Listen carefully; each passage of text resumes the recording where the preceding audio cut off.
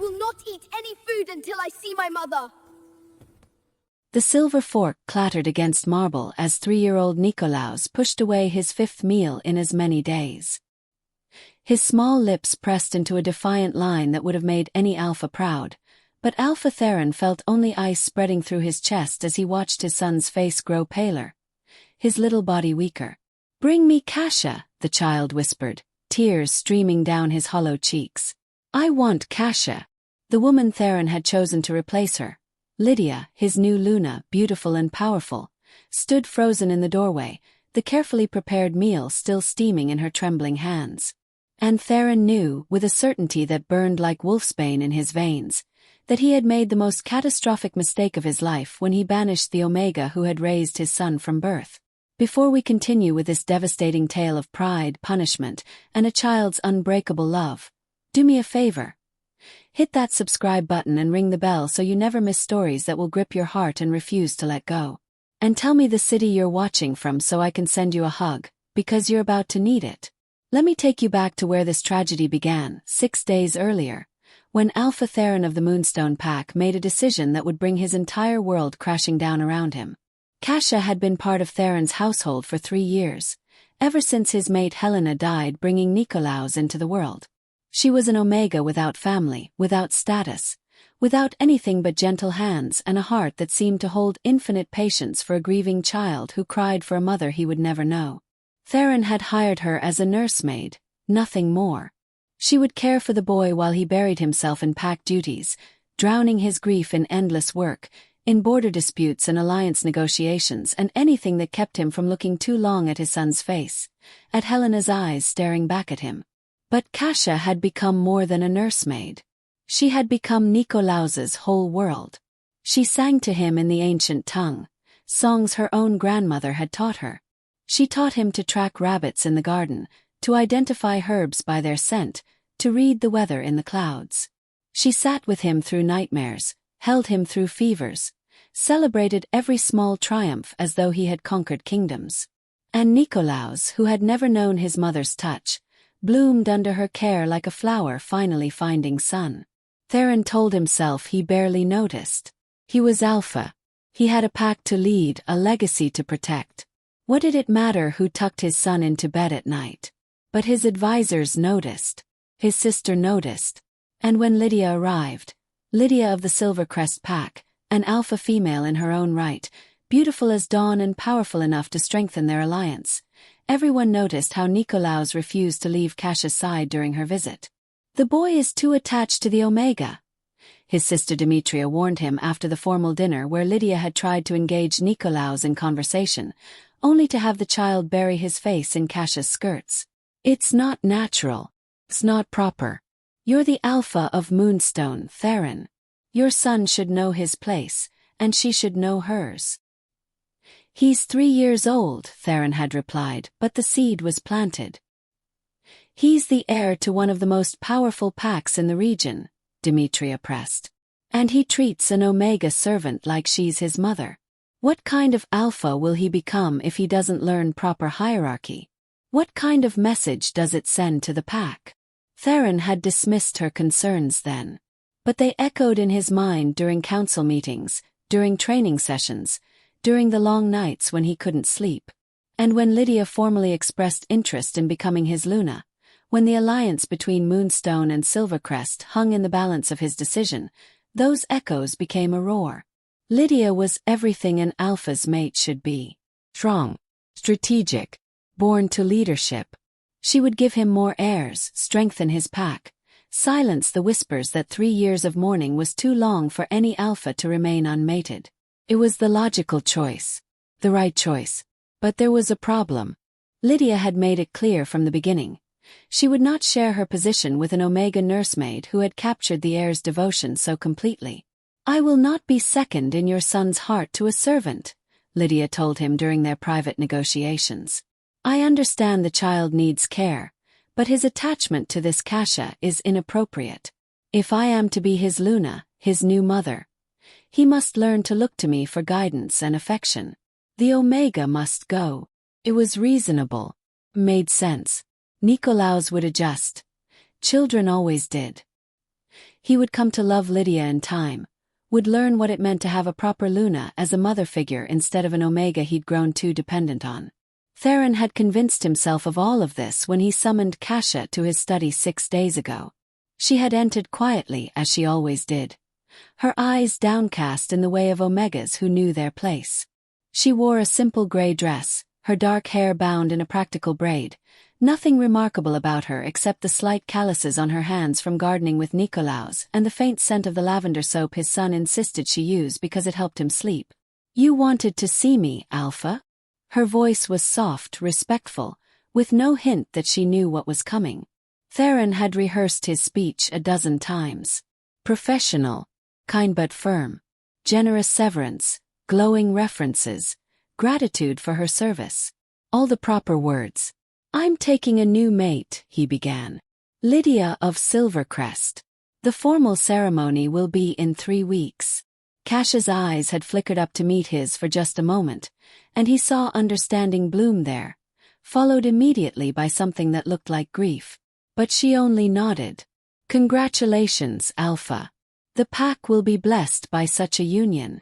Lydia will be taking over all maternal duties for Nikolaos," Theron continued, and he hated how his voice sounded, cold and formal, as though he were discussing crop rotations instead of dismissing the only mother figure his son had ever known. "It's important for him to bond with his new Luna without confusion about roles and relationships." "I see." Cassia's voice remained steady, but her hands had clenched in her skirts. "You're dismissing me." "I'm releasing you from your service," Theron corrected, as though the distinction mattered. "With generous compensation and excellent references. You've served this household well, Cassia. But Nikolaos needs to learn proper pack hierarchy. He's become too attached." "He loves me." The words came out barely above a whisper, but they hit Theron like a physical blow. "And I love him, Alpha. He's lost so much already. His mother. Which is exactly why he needs a proper maternal figure now," Theron interrupted, his voice harder than he intended. "A Luna. Not an Omega nursemaid he'll outgrow in a few years anyway. This is better for everyone. He'll adjust." "When?" Cassia's composure was cracking now, her voice urgent. "When are you planning to tell him? We should prepare him, help him understand." "You'll be gone by morning." The words fell like stones into still water, and Theron watched the ripples of shock cross Cassia's face. "Alpha, please. Me say goodbye. Let me help him understand. If you care about him at all. I'm his father. Everything I do is because I care about him." Theron stood, making the dismissal clear.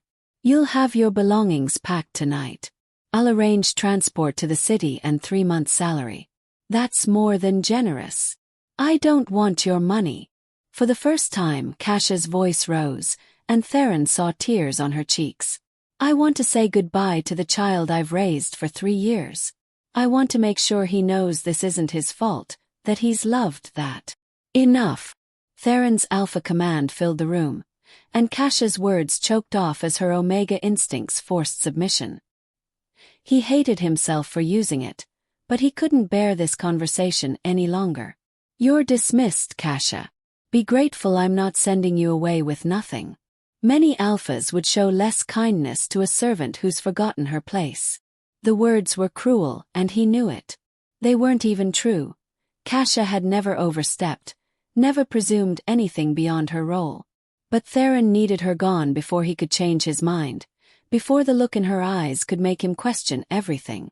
Cassia had drawn herself up then, wiping her tears with trembling hands. When she spoke, her voice was steady, but it carried a weight that made Theron's wolf whine in distress. "I pray to the moon goddess that you never understand what you're doing to him, Alpha. Because if you ever do, the guilt will destroy you." She was gone before dawn, just as he'd ordered. And when Nikolaos woke that morning calling for her, when his little feet padded down the hallway toward her room only to find it empty, when he turned to his father with confusion blooming into horror across his small face, Theron had told himself it would be fine. The boy would cry for a few days and then adjust. Children were resilient.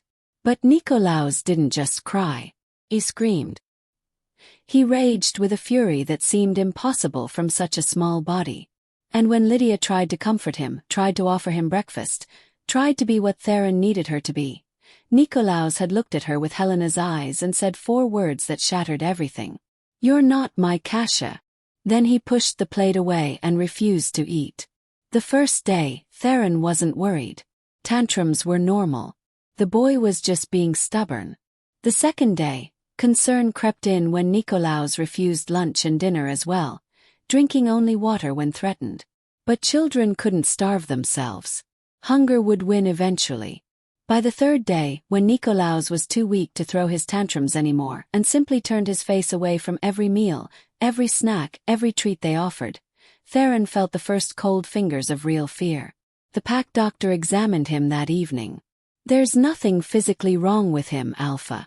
But if he continues refusing food, his body will start to shut down. He's already lost weight. Children his age, they don't have much reserve. Then make him eat." Theron had roared, his control finally shattering. "I can't force-feed a child, Alpha. Even if I could, it would traumatize him further." The doctor hesitated, then added quietly, "Perhaps if you could bring back his nursemaid, just for—" "No." The word came out flat and final. "He needs to learn that he can't manipulate his Alpha with a tantrum. He'll eat when he's hungry enough." But the 4th day came, and Nikolaos didn't eat. He barely drank. He lay in his bed, his small body curled around the stuffed rabbit Cassia had made him, and whispered her name like a prayer. Lydia tried everything. She sat with him for hours, reading stories, offering favorite foods, promising toys and treats and anything he wanted. She was patient and kind, everything a Luna should be. But every time she entered the room, Nikolaos would close his eyes and turn away. "He won't even look at me," Lydia confessed on the 5th night, and for the first time, Theron heard defeat in her voice. "I can't help him if he won't let me near him.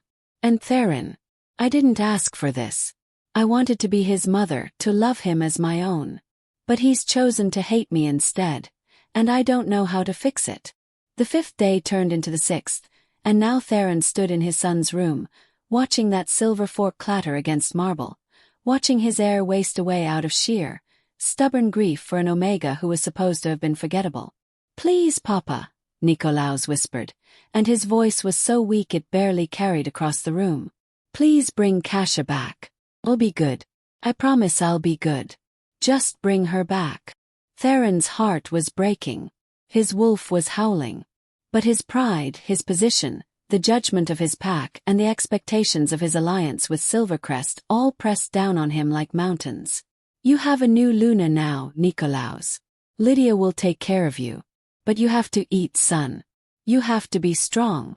Don't want to be strong." Tears slipped down Nikolaos's gaunt cheeks. "Want Cassia. Want her stories. Want her songs. Want her. She was just a nursemaid. You'll forget." "No." The word came out with surprising force from his weakened body. "She loved me. She loved me and you sent her away. You didn't even let me say goodbye." The accusation hung in the air between them, and Theron had no defense against it because it was completely, devastatingly true. "Sometimes alphas have to make hard decisions," Theron said, but the words felt hollow even to him. "Decisions that seem cruel but are actually for the best." "Then I don't want to be alpha." Nikolaos closed his eyes. "I just want to be with Cassia." Lydia appeared in the doorway again, her face drawn. Behind her, Demetria and several pack elders had gathered, drawn by the commotion.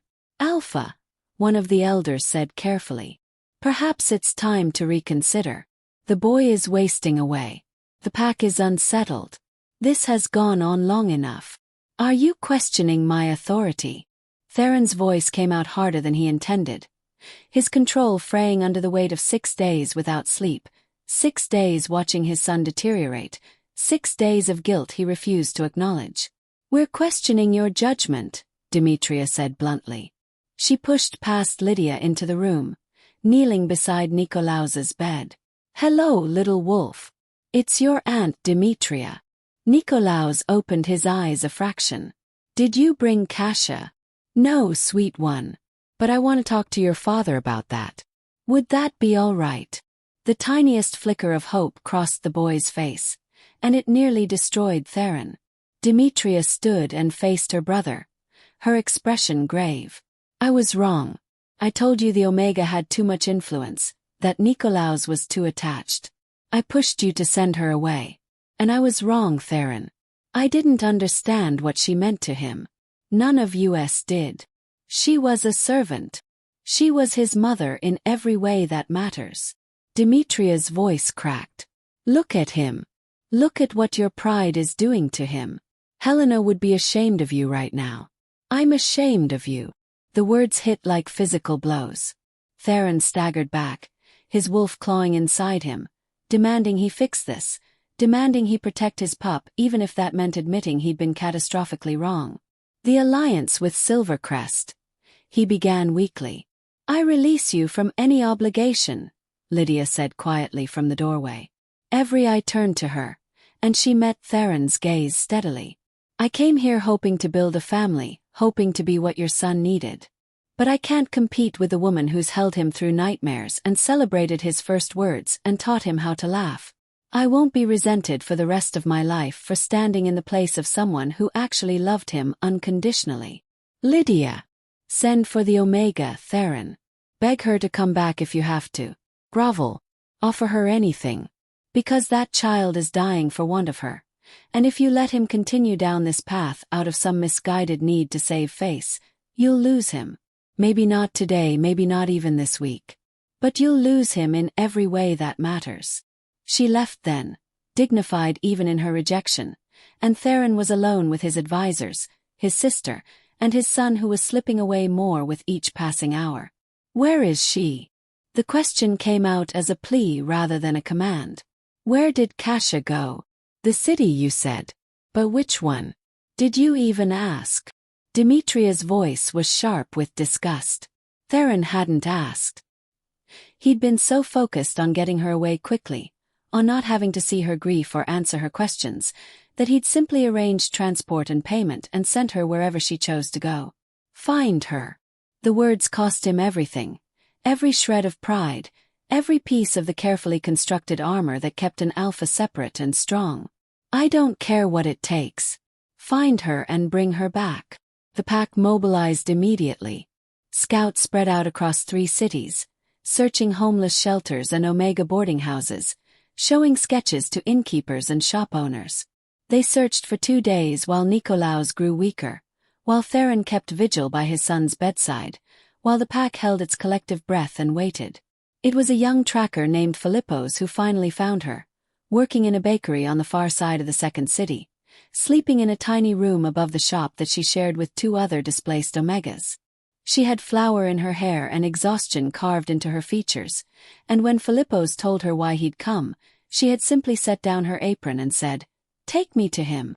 They arrived at dawn on the 8th day, and Theron met them at the door because he couldn't bear to be anywhere else. Cassia looked older somehow, as though the past week had aged her years. Her eyes found his, and he saw no forgiveness there, only a desperate need to reach the child she'd been torn away from. Where is he? Upstairs. Second door on the.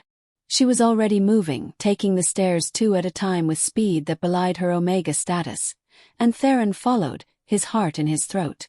Cassia burst through Nikolaos's door, and the boy's eyes opened. For a moment, he simply stared, as though he couldn't believe what he was seeing. Then his face crumpled, and he reached out with arms that trembled from weakness. Cassia!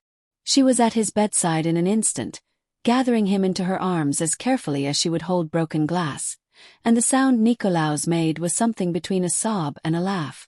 You came back. You came back. Of course I came back, little wolf. Course I did. I'm so sorry. I'm so sorry. Cassia was crying too, rocking him gently, pressing kisses to his hair. I would have fought to stay if I'd known.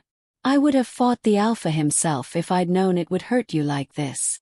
Papa sent you away. Nikolaos's voice was accusing even as he burrowed closer to her. He said you had to go. I know, sweet one. No. But I'm here now. I'm here, and I'm not leaving again unless you tell me to go yourself. Never. Nikolaos's grip tightened. Never, ever, ever. Then never it is. Cassia looked up at Theron then, still standing frozen in the doorway, and her expression was fierce. I need broth. Weak chicken broth with herbs. And bread, soft bread with honey. He can't eat solid food yet. His stomach won't tolerate it. I'll have it brought immediately, Theron said, but he couldn't make himself leave. He couldn't stop staring at his son's face, at the life returning to it moment by moment just from Cassia's presence. And Alpha. Cassia's voice stopped him. We're going to have a conversation about this. About all of this. But first I need to take care of him. Is that understood? Theron, Alpha of Moonstone, one of the most powerful leaders in the region, simply nodded and backed out of the room. Over the next 3 days, Cassia slowly coaxed Nikolaos back from the edge.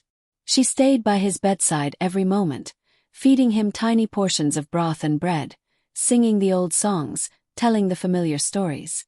She bathed him with gentle hands and changed his sheets and held him when he cried from the relief of having her back. And slowly, color returned to his cheeks. Strength returned to his limbs. Laughter returned to his voice. The pack watched in wonder and shame as the Omega they dismissed as overly attached and inappropriate saved their heir's life simply by loving him exactly as he was. On the 4th day after her return, Cassia finally left Nikolaos's side long enough to meet with Theron in his study. She entered without knocking, without the deference she'd once shown, and Theron found he didn't care. He's sleeping, she announced. Actually sleeping, not just lying there too weak to move. He ate 3 full meals today. The doctor says he's going to be fine. Thank the goddess. Theron's voice broke on the words. Cassia, You almost killed him. The words were flat, matter-of-fact, more devastating than any scream could have been. You almost killed your son to save face with your pack and impress a woman you barely knew. Do you understand that? Do you truly comprehend what you did? I thought he would adjust. I thought. You didn't think about him at all. You thought about yourself. About your position, your alliance, your pride. You saw him getting attached to an Omega and decided that was shameful, that it made him weak, that it reflected poorly on you.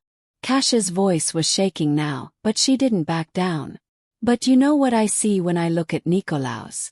I see a child capable of profound love and loyalty. I see a boy who would rather die than betray someone who cared for him. Those are the qualities of a great alpha, Theron. Not the ability to discard people when they become inconvenient. The words flayed him open, exposed every ugly truth he'd been avoiding for 8 days. Theron sank into his chair, suddenly exhausted. You're right. You're absolutely right. Failed him. I failed you both. He met her eyes. I don't expect forgiveness. I don't deserve it. But please, Cassia, don't let my mistakes cost him any more than they already have. Be what he needs. I'll pay you anything, give you any title, any. I don't want your money or your titles. Cassia moved closer, and Theron saw the fierce protectiveness in her eyes. But I do have conditions. I will stay, but things are going to change in this household. First, you're going to stop treating your son like a political chess piece and start being his father. Real father, not just the alpha he reports to. Second, I will not be dismissed again without consultation and proper preparation. If the day comes when Nikolaos truly doesn't need me anymore, when he tells me himself that he's ready for me to step back, then we'll discuss it. But never again will you rip me away from him in the middle of the night like I'm stealing something that belongs to you. He's not property. Love isn't property. Third. Anything, Theron interrupted. Name it. Whatever you need. Third, you're going to apologize to Lydia. She handled this situation with more grace and wisdom than you did. She deserves better than being caught in the middle of your catastrophically poor judgment. Theron winced but nodded. She's already returned to Silvercrest. But yes, I'll send a formal apology. Is there anything else? Cassia studied him for a long moment. Yes. One more thing. You're going to have dinner with your son every single night. No excuses about pack business or border disputes or meetings that run late. Every night you sit down with him and you eat together and you ask him about his day and you actually listen to his answers. He doesn't need a new Luna right now. He needs a father who sees him. The words hurt because they were true. Theron had been hiding from his son for 3 years, avoiding the pain of Helena's loss by avoiding the child who shared her eyes. He'd let Cassia do all the hard work of parenting while he played alpha, and when Nikolaos's love for her became too obvious to ignore, he'd punished them both for his own inadequacy. Every night, Theron agreed. I swear it. Then we have an understanding. Cassia turned to leave, then paused at the door. And Alpha, you should know something. When I was in the city, when I thought I'd lost him forever, I prayed every night to the moon goddess. I asked her why she would let this happen, why she would let an innocent child suffer for adult mistakes. Do you know what answer came to me? Theron shook his head, not trusting his voice. That sometimes love has to be tested. That sometimes we don't understand what we have until we've lost it. That sometimes an alpha needs to be brought to his knees before he can truly lead with wisdom. She smiled sadly. Your son broke his heart fighting for me. Lydia sacrificed her future out of compassion for him. And you learned that being alpha means nothing if you can't protect what matters most. Maybe the goddess knew exactly what she was doing. She left him then, and Theron sat alone in his study as dawn broke over Moonstone territory, painting everything gold. The changes came slowly but steadily. Theron kept his promise about dinner, and those first meals were awkward, stilted affairs where Nikolaos answered questions in monosyllables and studied his father with wary eyes. But gradually, tentatively, the boy began to open up. He talked about the rabbits he'd seen in the garden, about the new song Cassia was teaching him, about his dreams of becoming a great tracker like Uncle Filippo's. And Theron listened, really listened. He learned that his son was afraid of thunderstorms but loved the rain. That he could identify 17 different herbs by smell alone. That he wanted a baby sister someday but only if Cassia could help take care of her because Papa sometimes forgot important things like bedtime stories and goodnight hugs. The last observation stung, but Theron accepted it as truth and worked to do better. Cassia was given new quarters, a full suite next to Nikolaos's room, with a sitting area and a private bath and windows that overlooked the garden she loved. Her title was changed from nursemaid to child ward guardian, with a salary that reflected her true value to the household. And she was given a seat at certain council meetings, particularly those involving pack youth and education, because it turned out she had wisdom about child development that the pack elders had never considered. Some pack members grumbled about an Omega holding such a position. But when Theron stood before the council and publicly admitted his mistakes, when he explained how close he'd come to losing his heir because he'd valued hierarchy over love, the grumbling quieted. There was power in an alpha who could admit fault. There was strength in vulnerability. Lydia sent a gracious letter accepting his apology and wishing Nikolaos well. She married an alpha from her own territory 2 years later, and Theron sent an elaborate gift with his genuine blessings. Demetria became Nikolaos's favorite aunt, bringing him treats and teaching him to fight even though Cassia insisted he was too young. The two women formed an unlikely friendship, united by their shared love for a child who'd survived more heartbreak than any 3-year-old should have to endure. And slowly, month by month, year by year, the household found its balance. On Nikolaos's 6th birthday, he insisted that Cassia sit beside him at the celebration feast, in the position traditionally reserved for the Luna. Theron didn't object. She'd earned that place and more. Papa, Nikolaos said during the dessert course, his young face serious. Can I ask you something? Anything, son. Why did you send Cassia away that time? The time I got sick. The entire table fell silent. It had been 3 years, but the memory still had the power to stop conversations. Theron met his son's eyes, Helena's eyes, and gave him the truth. Because I was afraid. I was afraid of how much you loved her and how much she loved you. I was afraid it meant I wasn't a good enough father. So instead of working to be better, I tried to remove what I saw as the problem. I hurt two people I cared about because I was too proud to admit I was scared. Nikolaos considered this carefully. Are you still scared? Sometimes.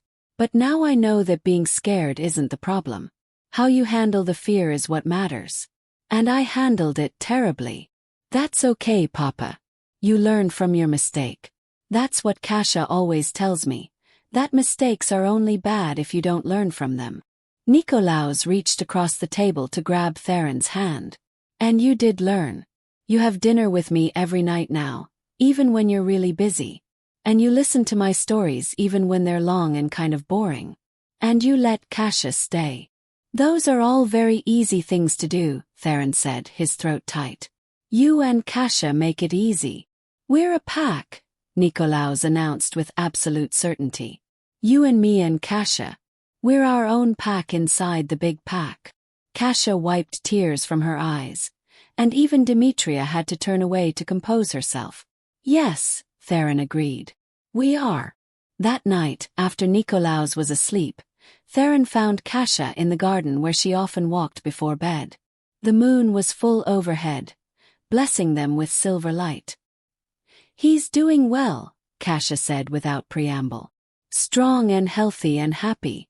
You've been a good father these past 3 years, Theron. You've kept every promise you made. I had an excellent example to follow. Theron stood beside her, both of them looking up at the moon. You taught me what unconditional love looks like. What it means to put someone else's needs above your own pride. I just loved him. It wasn't complicated.